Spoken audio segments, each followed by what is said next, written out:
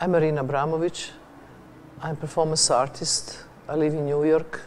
You know, it's so interesting how different people doing different works, they have different geography. I was always fascinated about Immanuel Kant, the philosopher, who actually never left his village. And he wrote all these unbelievable, complicated books of philosophy, just being always in the same place. It doesn't need to that you need to travel physically. You can travel with your mind. But in my case, it was very particular. I have to always move because I am the work itself. So I become very soon in my career something called modern nomad. And I almost in no time, in less than 10 minutes, I can pack and move anywhere you want me to be. And just traveling and living in this kind of spaces in between everything is the way that I can only live my life. I don't think that I could be in one place more than, longest maybe 3 months, but I've never been anywhere longer than 3 months in entire career. You know, it's also see how where the work goes, it's one thing, but at the same time it's also where my interest goes. For me, it's very important part, not just showing in the museums or galleries or, you know, in different manifestations like biennales or documenta. It's also important my research. So if I don't show my work, I research. I actually don't have holidays. My holidays are really research. I will go to deserts, I will go to the Tibetans or to Aborigines or to shamans in Brazil, or, you know, to see some rituals in Sri Lanka or South India. You know, I just love to learn, and I'm curious, and that really brings me to the most impossible places on this planet. And I always look for the place which is my favorite, who doesn't have electricity and Coca-Cola. And it's hardly any place left in the world without electricity and Coca-Cola. But when you ever find the places who are really pure and kind of, you know, clear from civilization, and you can see nature in the best way, that's my favorite places to be. First of all, I was much more interested in a kind of idea of the gift.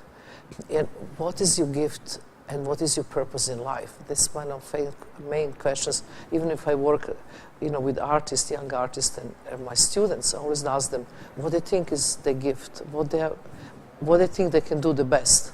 You know, some people can do the best, you know, baking the bread or being the gardener or being the mothers, or some singers and some artists. But when you really have the gift, you have to be careful with this gift, and you have to see what is the best place, the best situation that you can actually exercise the gift and give to the others and other people. So my purpose is that I actually take care of my gift and give to the people. It's not something that one day you wake up and say, oh my God, now I have the gift. It's a gradually thing of really, I think the more getting old, more you have reflection and more you understand things in the past. I only know when I was very young and I had my first exhibition, I was 14 years old, that I could not do anything else. I never doubt, I never want to do something different. I always want to be an artist. I never think there was anything more interesting to me.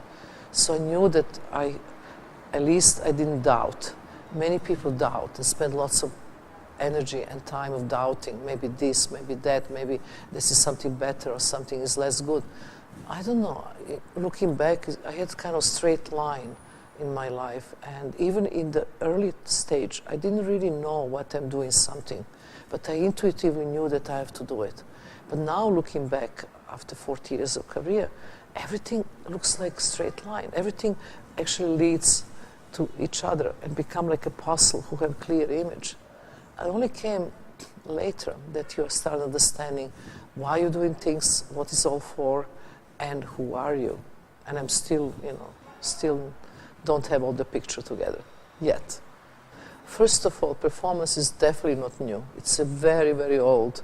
I mean, if you look the past from Fluxus Happening, if you look into Futurists, they had the performances. If you look into Dadaists, Surrealists, all of them perform, except they didn't call that way. But performance you can trace for a long, long, long time. The idea of the people, really wanted to use the body to express something, except that we look is new, but actually it's not. Only now I can see the new thing is the performance become part of the mass media. But before it was always there. We always didn't been treated well, and we was completely disregarded as any kind of form of art.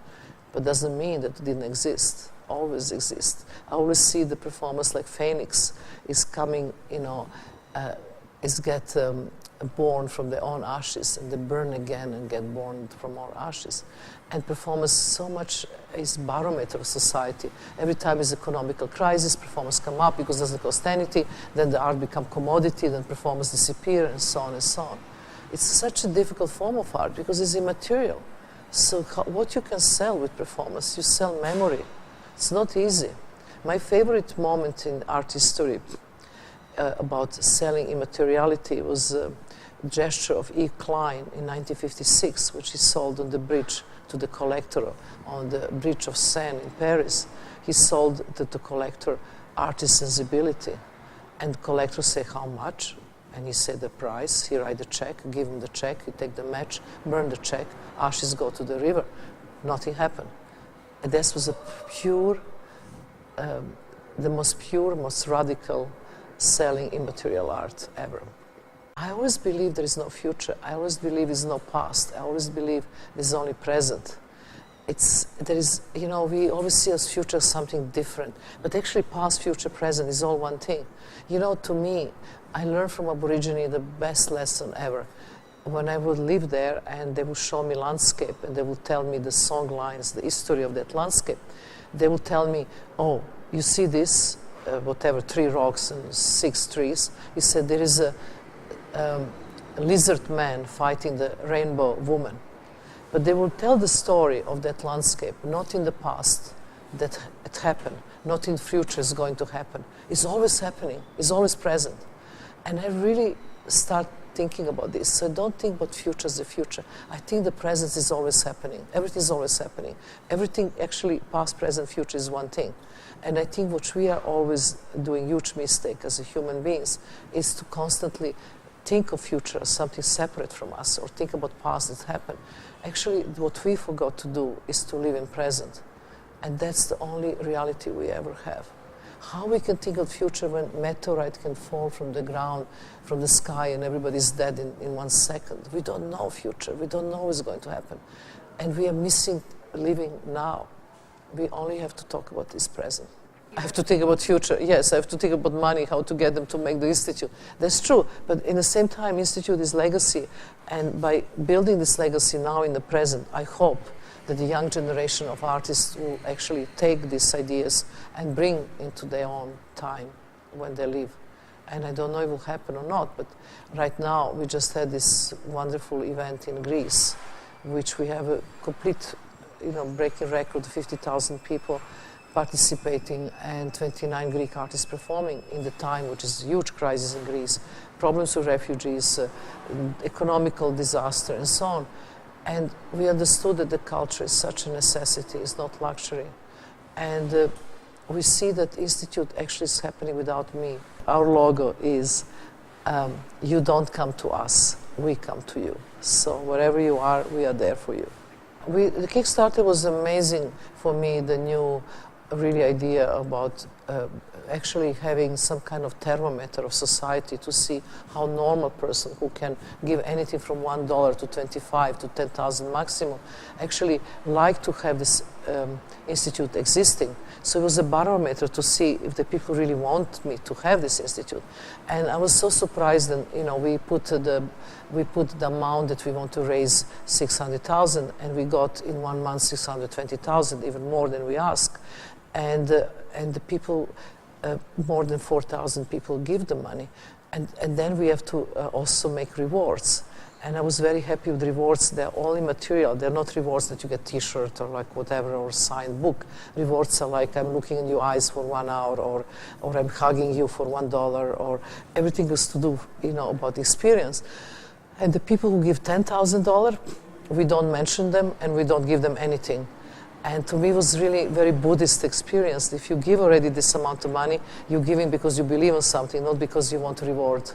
So this was like a kind of test. But unfortunately, this money only paid for the plans of architects. And then to build all things, 31 million. So this was all new kind of, phase of founding.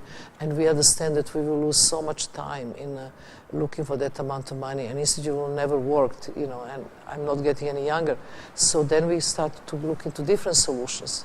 If you look in the past, the mostly founding in the past, from Renaissance on, was the kings, the popes, the Vatican, the aristocrats, and now is industry. And it's very difficult to work with the fundraising, which is private. So I always believe that somebody have to love the project, have to think that this project is great and they will bring something new to humanity, and just offer the money. And if this doesn't happen, nothing happened. We would just do work without any funding. You are the kings. You have the names. It's not anybody who buy the arts. Let's say Lang Museum in Shanghai, where they buy Modigliani. And it was so interesting to me to see this amount of money when everybody knows the Modigliani never cost this much money. You can buy it for 30 million, but why to buy 175? Why people give this a huge amount of money to be recognized in public media more than actually the value of the work is? It's very interesting, the reasons. Now you in the banks, you can get, your banks send you the letter saying that this and these artists are emerging and you should invest in them because it will be good commodity. This never happened before. In my time in the early 70s, if somebody told me I will live from my art, I would not believe. I was doing art because I could not do anything else. It was like a breathing. I wake up in the morning, I have ideas, I have to do them. I never question, do I have to sell them or not? It never crossed my mind in those days. This is why I really love the book of Patti Smith, Just the Kids, because then I'm so nostalgic in this period of 70s when really art is done art, because that was that was complete belief what art is, never thinking about this other side which become now. I don't think is not good, but at the same time should not be just that, should be more than that, but became very much commodity, unfortunately. No, it's close to investment, not entertainment. Entertainment is just one side effect. But excuse me, if you buy one work from the young artist who is whatever, $10,000, and then a few collectors buy the same work and then manipulate sales of the same artist for 150, and then next year is 1 million, and after this is 5 million. We are talking serious money. It's not entertainment. It's really commodity. But there's lots of manipulation behind all that. Entertainment is Donald Trump. Only one time the Adidas approached me, and I probably made less money with Adidas than anybody else will make. And this is same like Vatican would ask Michelangelo to make Pieta. What's the difference? It's only now they are industry, and I don't know. I've been criticized so much about this, but I don't see any problem because I made the work who didn't compromise at all. What the concept of the work was, to me, very clear. The statement was really, the statement of the work was important. Work was about togetherness and collectiveness and how we can change the world if we are stick there together. This was the whole idea of the work. And also the money went to help the institute who actually stands for these ideas. Have healthy compromises to society. Don't lose your soul, follow your intuition, and don't make idol of yourself, and don't compromise to the market. That's my suggestion.